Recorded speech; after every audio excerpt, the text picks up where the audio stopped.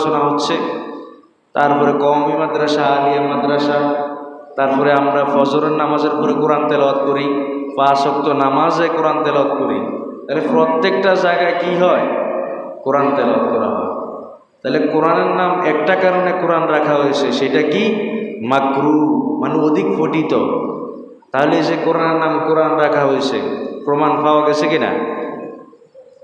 এরপরে আরেকটা কারণে কোরআনের নাম কোরআন রাখা হয়েছে, সেটা হচ্ছে কুরুন, মানে হচ্ছে মিলিত। আল্লাহ তাআলা কোরআনকে মিলিয়ে নাজিল করেছেন। কিভাবে? মিলিয়ে ছন্দ আকারে। দলিল কি? আল্লাহ বললেন, কুল হুয়াল্লাহু আহাদ আল্লাহুস সামাদ লাম ইয়ালিদ ওয়া লাম ইউলাদ ওয়া লাম ইয়াকুল লাহু কুফুয়ান আহাদ। সবগুলা শেষে কি?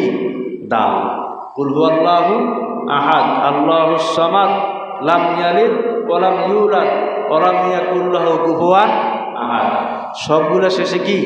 দাল।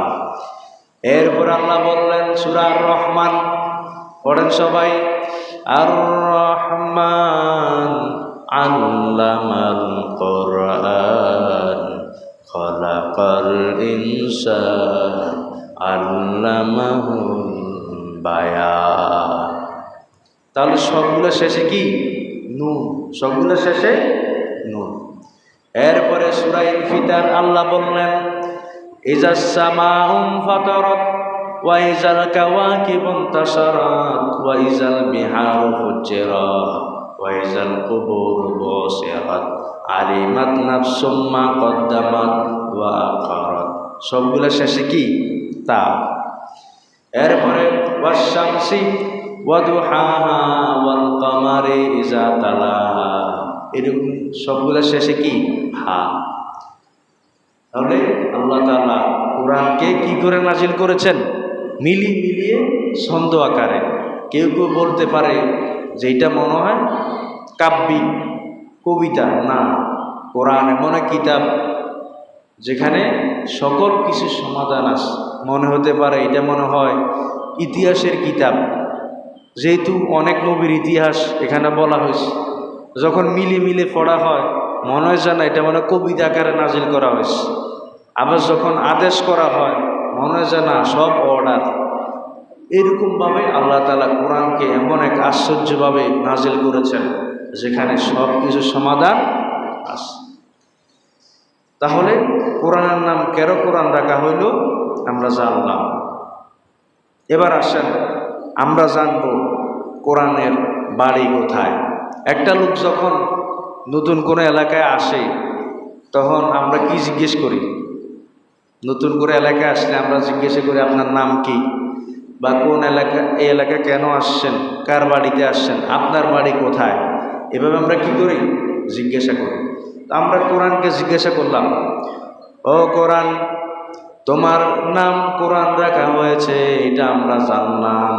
এখানে আরেকটা বিষয় সংশোধনী আছে। আমরা বলি কোরআন শরীফ।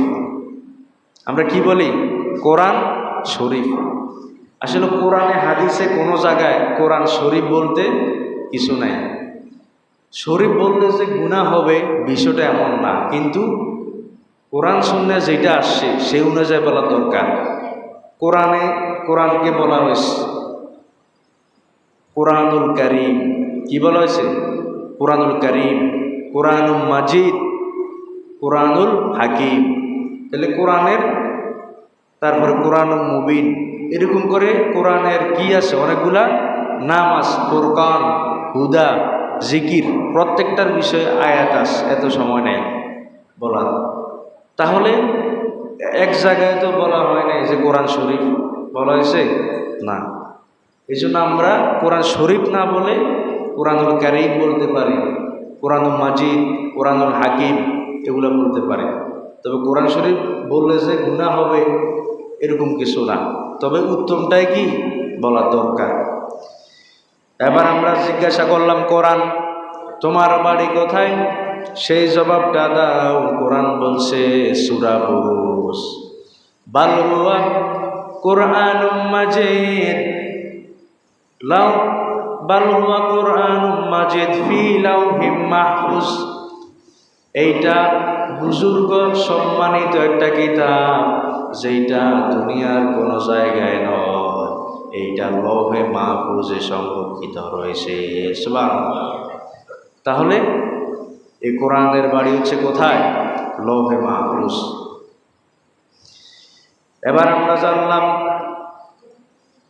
এরপরে আমরা যদি প্রশ্ন করিও, কোরআন তুমি কার উপরে নাজিল হয়েছ, সেটার উত্তর কোরআন দিয়ে দিচ্ছে সূরা মুহাম্মদের 2 নম্বর আয়াত, ওয়া আমিনু বিমা নুজ্জিলা আলা মুহাম্মাদ।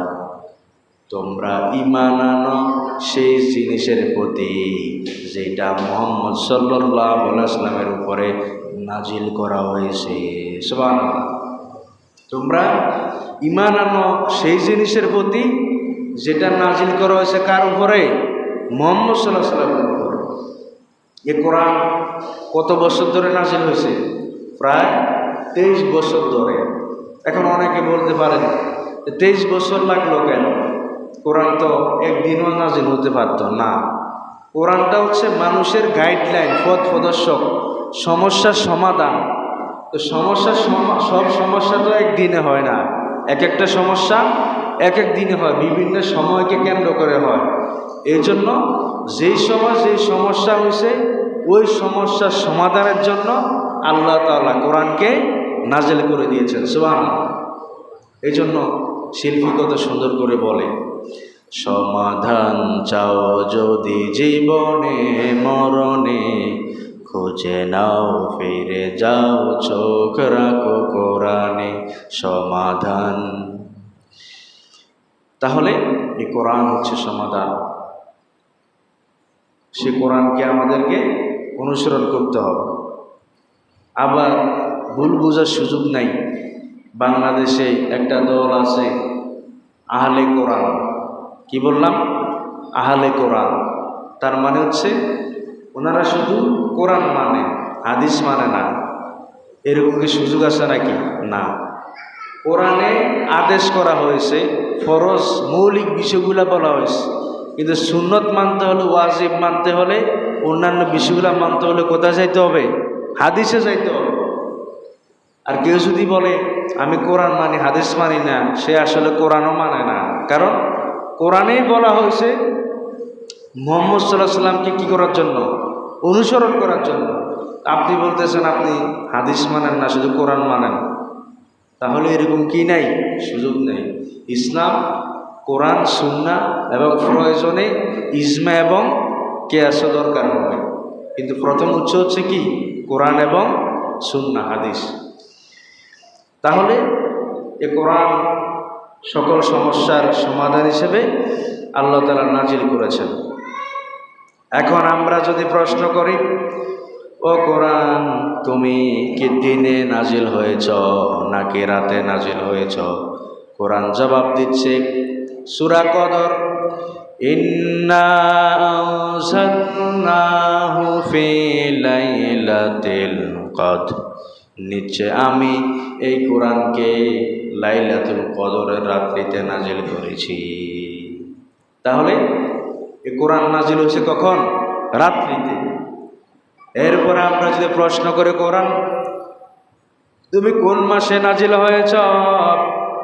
কোরআন সেই জবাব দিয়ে দিচ্ছে সূরা বাকারা, শাহরু রমাদানাল্লাযী উনজিলা ফীহিল কোরআন। আল্লাহ বললেন আমি এই কোরআনকে রমজান মাসে নাজিল করেছি। সুবহানাল্লাহ। তাহলে রমজান মাসে কি করা হয়েছে? কোরআন নাজিল করা হয়েছে। এবার আমরা কোরআনকে প্রশ্ন করলাম, কোরআন কেন তোমাকে নাজিল করা হলো, উদ্দেশ্যটা কি? সে কথা আল্লাহ বললেন, কিতাবুন আনজালনাহু ইলাইকা